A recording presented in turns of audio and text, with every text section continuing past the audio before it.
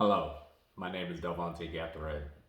One thing America has always been good at in my eyes is preserving its legacy. It was 1777, 6 days before Christmas, that soldiers embarked on the previously cleared land for agriculture. It was considered a rolling landscape. The rolling terrain is an area that includes hills, rivers, buildings, trees, and plants. The place was called Valley Forge. It was the Continental Army winter campsite that was approximately 20 miles northwest of Philadelphia. This was after a string of losing battles that had resulted in the British capture of the Patriot capital, Philadelphia. General George Washington picked this spot because it was close enough to keep an eye on the British troops sheltering in Philadelphia, yet far enough away to prevent a surprise attack. According to the National Park Service, quote, the Army decision to occupy Valley Forge and maintain strong offensive pressure on the enemy was a wise one. After they abandoned Philadelphia, the British had little to show for all of their past year's effort. Thanks to the contribution of Van Steuben and others, the Continental Army was more unified than ever before. End quote. And according to Hank Branchard, quote, we rightly regard Valley Forge as the turning point because it tested the nation as it would not be tested again for another 4 score in several years. End quote. Valley Forge was declared Valley Forge State Park on May 30th, 1893 by Governor Robert E. Patterson. As a bicentennial gift to the nation, it became Valley Forge National Historical Park in 1976. It was almost 200 years from the year this national park origination that the land gained its legacy, one that would live on forever. After 6 months of fighting, brutal winter, more than 2,000 soldiers died due to little to eat and inadequate clothing. Condition improved in March of 78 after Nathanael Greene was appointed Quartermaster General. The land was cleared within the days of arriving at Valley Forge.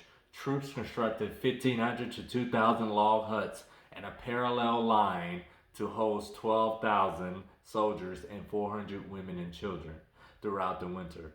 Washington directed that each hut measure approximately 14 feet by 16 feet.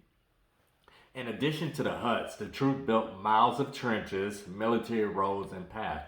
It was recorded by locals that if you looked at Valley Forge from a distance, it looked like a little city. The historical park is 5.4 square miles, including the historical building, brigade encampments, the landmark trace roads, and the monuments in the camp defense line. To conclude, when considering the value of a field trip to this location and a future teaching opportunity, I will give you a verbal tour. If you was to visit the park today, you would first stop at the Valley Forge Visitor Center. After that, you would embark on the headquarters for General Washington during the Valley Forge Winter Encampment, which is also called the Isaac Pothouse, which is located near the Valley Forge Creek. Next, you would have where the soldiers live, called the Muhlenberg Brigade Huts, because General Peter Muhlenberg led it. Washington Memorial Chapel was built in 1903 to honor Washington and to serve an Episcopal parish. Vernon headquarters, the farmhouses where General James Vernon lived.